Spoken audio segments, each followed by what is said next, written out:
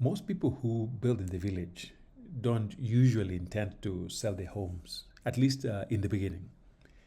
But what happens when you really need to sell a home you built in the village and really loved? Well, good day, friends. Welcome to the village. We are in Karating, an amazing village in Kisumu, which is in Western Kenya. And right now it's almost lunchtime.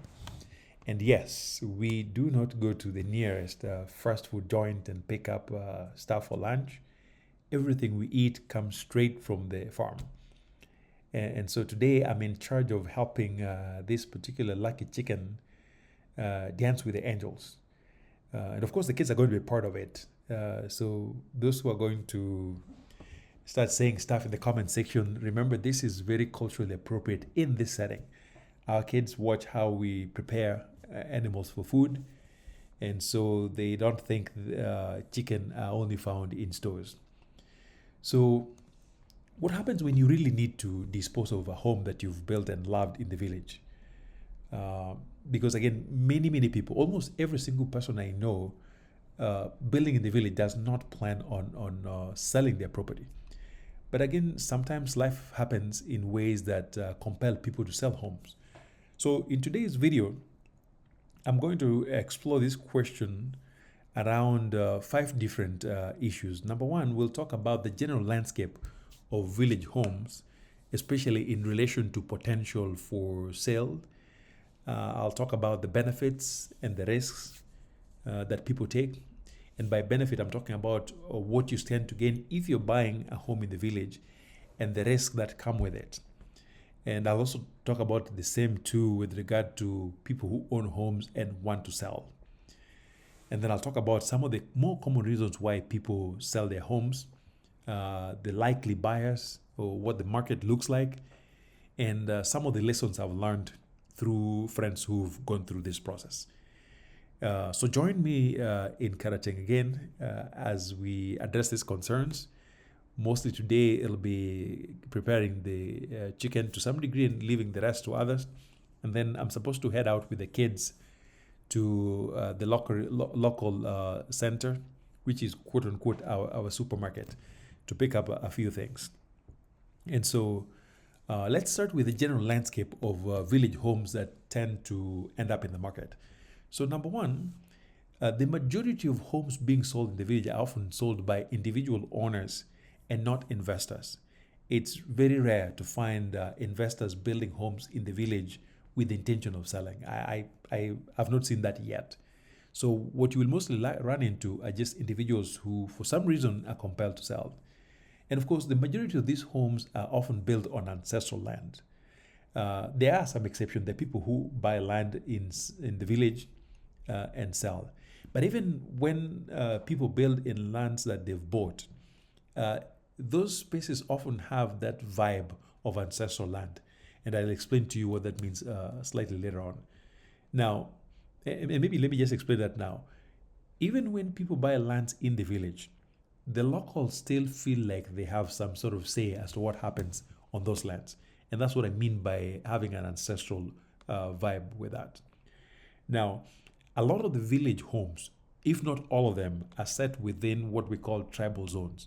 For example, if you buy land in the middle of Kisi, then it will be considered a Kisi tribal area.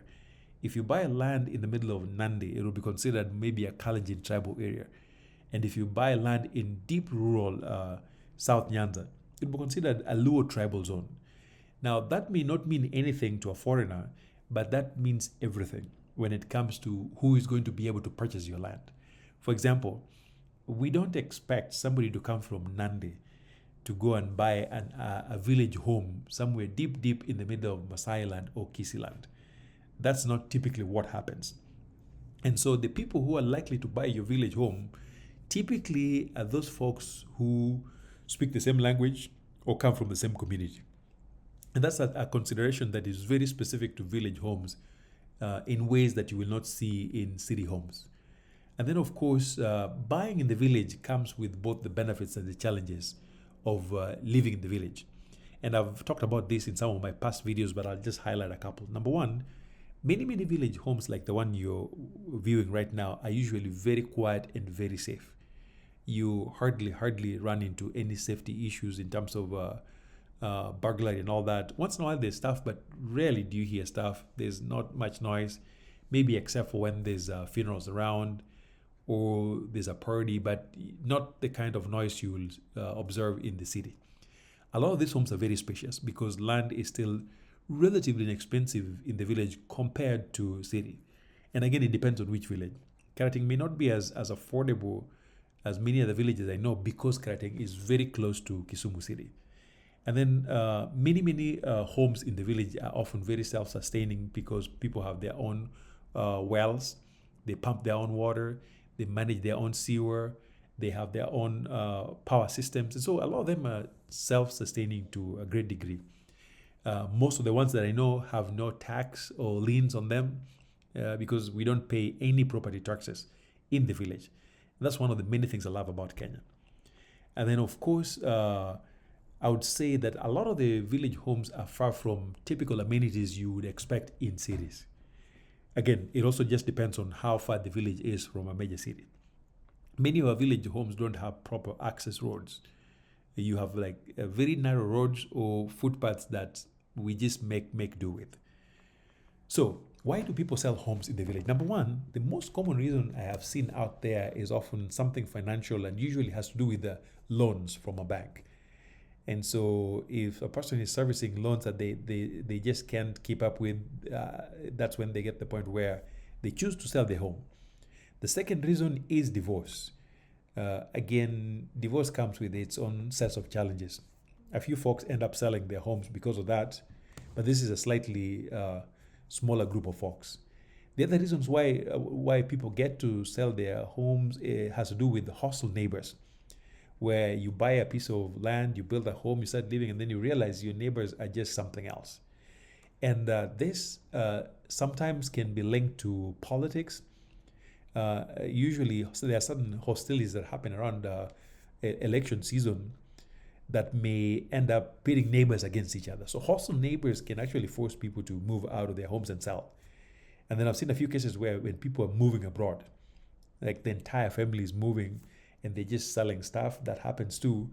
And then medical bills is another very common reason why people end up selling their homes against their wishes.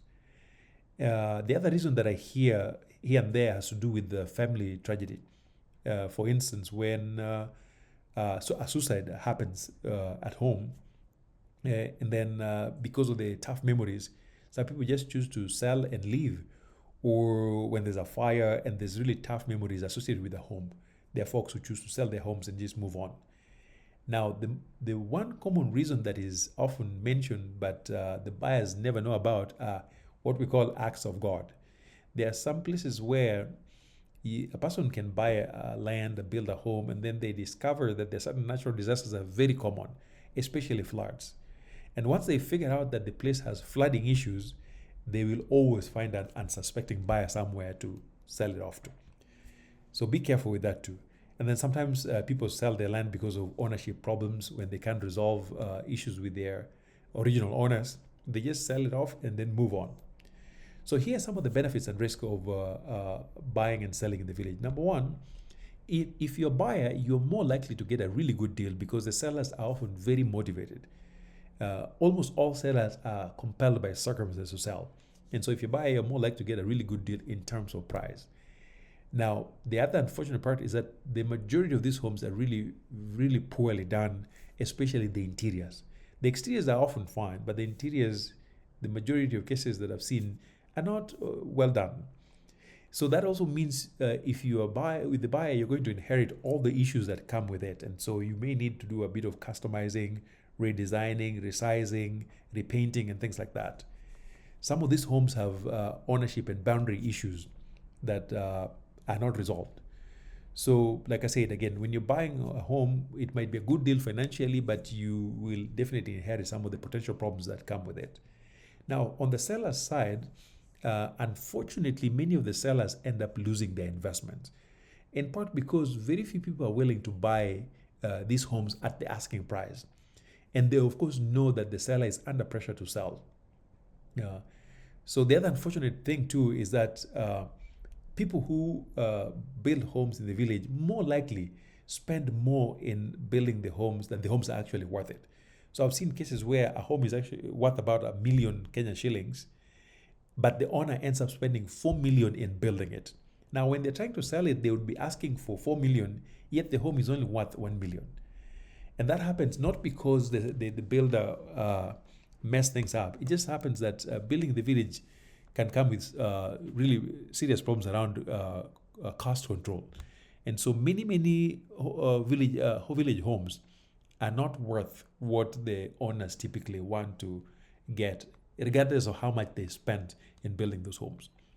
And then, of course, the main challenge with village homes is that there are far fewer eligible buyers. And this is especially a big problem for those who have built very big homes or homes that are in tribal zones like the one I mentioned earlier. Again, the pool of eligible buyers is very small. So people who can actually afford those kinds of homes already have options elsewhere. So that makes it very difficult for sellers to actually find good buyers who are willing to pay what the homes are worth. However, there are some exceptions. If you have a home that is next to some kind of water body like a lake or a river, it might be slightly less challenging. Or if you have a home that is not too far from a major town or a major institution, then you could escape some of these issues.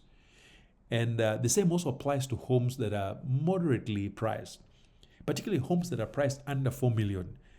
Because in that range, there's a much bigger market in terms of those who are able to afford it. In the village, if you have a home that is worth more than 4 million, it might be on the market for a good while, again, just because of the size of the market.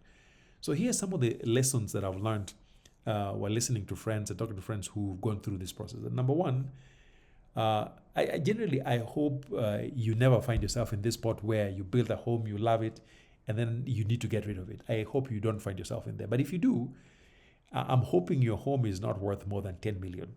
Because homes that are north of 10 million are very difficult to sell in any village, except for when you have exceptions like the ones I listed up there.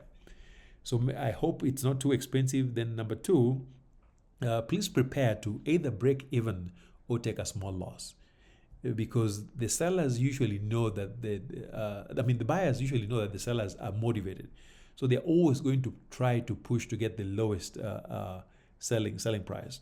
So be prepared to either take a loss or break even. Again, be prepared to be on the market for a while, because like I said, the pool of buyers in the village is so small.